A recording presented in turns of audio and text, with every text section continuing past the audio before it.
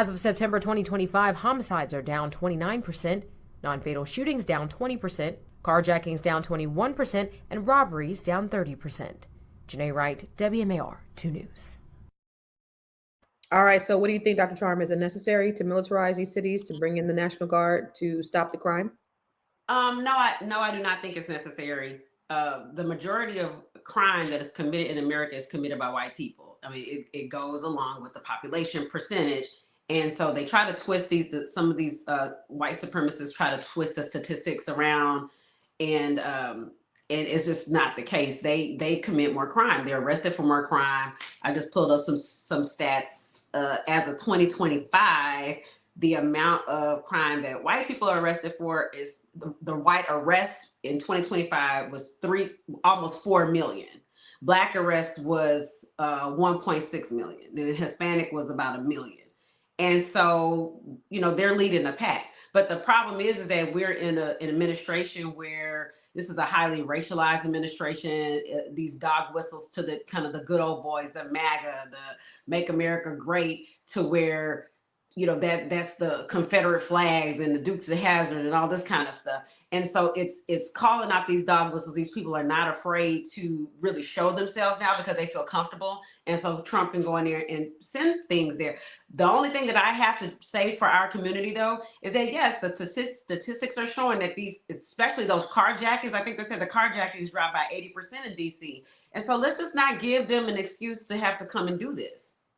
Okay, so you talked about the numbers. You talked about 2 million of the crimes are committed by white people. What do you say that the where they say we're only 13% of the population, but we commit most of the crimes? What do you say to that? That's not true, and it's actually 4 million white arrests. But the problem is that what happens is we have a disproportionate amount of convictions, and that it harkens to the systemic white supremacy, where the system, they say, oh, it's a broken system. No, this system is working exactly how it was supposed to work. The police were initially slave catchers. And so again, when we had freedom from slavery, it was involuntary servitude, except in the case of conviction for crime. So that was that 13th Amendment. So yeah, slavery was outlawed, but if you committed a crime, you can legally be a slave, which is why these people are in jail making license plates for 20 cents an hour. Right. So that's the issue. Yeah. So that's a talking point that your alt-right people have.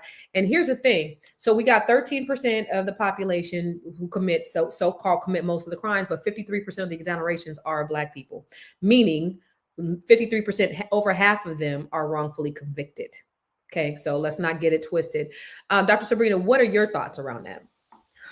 Well, sending them in may deter crime. It may serve as a deterrent. But at the end of the day, it's almost like just really looking at the symptoms and not peeling back to get to the root cause of why we have the crime in the first place. Mm-hmm. And I think, it's ludicrous of us to think that you can basically take everything out of a community, all of the, means for economic earning, economic growth. You take everything away from a community, and you are surprised when you have a high crime rate.